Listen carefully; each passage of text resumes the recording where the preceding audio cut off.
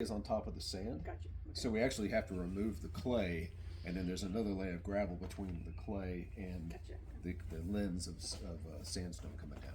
So, Oh, and it just popped out, and there was there's concretion about this long, Big about that impression. wide, with two limb bones just right down the center of it. Wow. You know. Major day.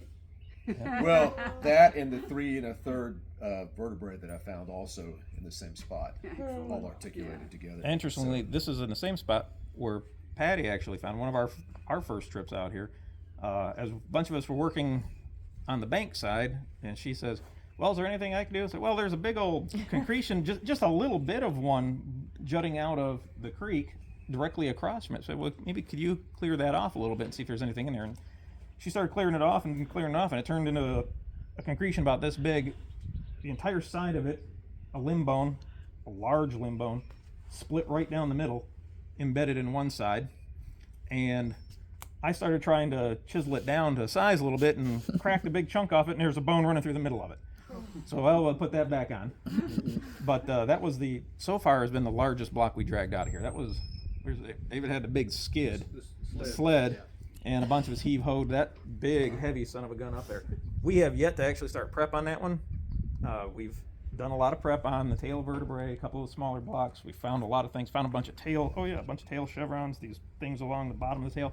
We're in some of these blocks. You couldn't even see them, didn't know they were there till we started prepping them. Suddenly, the insides of these things are sometimes filled with bones. Yeah. So, So how much do you think is in that across from the bank in that island?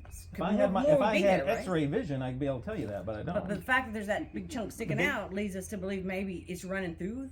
Who knows? That thing could be going head first into the bank, and if that happens, we're gonna have to wait a couple of 100 years to find the rest of it. Do you think the concretion's formed around the bones? Yes, Yeah. that's exactly what it. But not all bones are in concretions because we found numerous ribs Mhm. and vertebrae in the sand, just loose, just perfectly But they preserved, had though. concretion material. A little bit. Somewhat on the leading. I mean, it came from near around it. It came from around it? You don't necessarily think they came from in it though. So maybe. In places, the bones seem to have initiated concretion formation, and they're encased in this stuff, which is pretty common. You take some organic material, you put it in the ground, the bacteria, the rotting, the decomposing, the minerals in the bones themselves can leach out, and they initiate that extra cementing activity. Kind of like the ammonites they find in the concretions. in You England. crack an ammonite open, or a concretion open, there's a beautiful ammonite in the middle.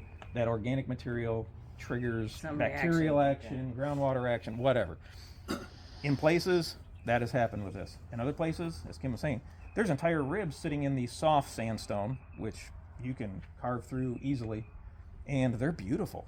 The preservation is still exquisite. We've had people prep a few of these things.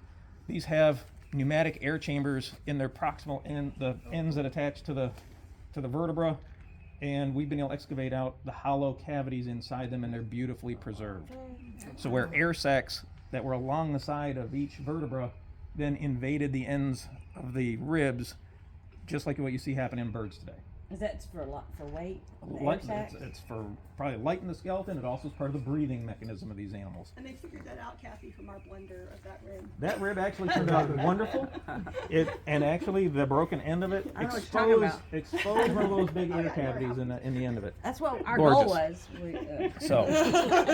So today's goal, and I think when we get down there, maybe today's goal, if perhaps kind of just show where everything has been found. If maybe Kathy, you could show where your first pieces were found, and Kim and David, if you could kind of go and stand where various finds in the gravels have been found from day one, then we can all step back and look and go, all right, That's a here's good idea, here's yeah. the distance. From up above or something? Or, Yeah, anything like that. So then we can Yeah. we can say, okay, from here to here, we could find anything Yeah. between these 2 points. Basically, from the end of the shed to the other end of the shed, and about 6 feet wide, and about that deep of gravel needs to go from in the channel To somewhere up else. the bank. So that's That's it. today's goal. That's all.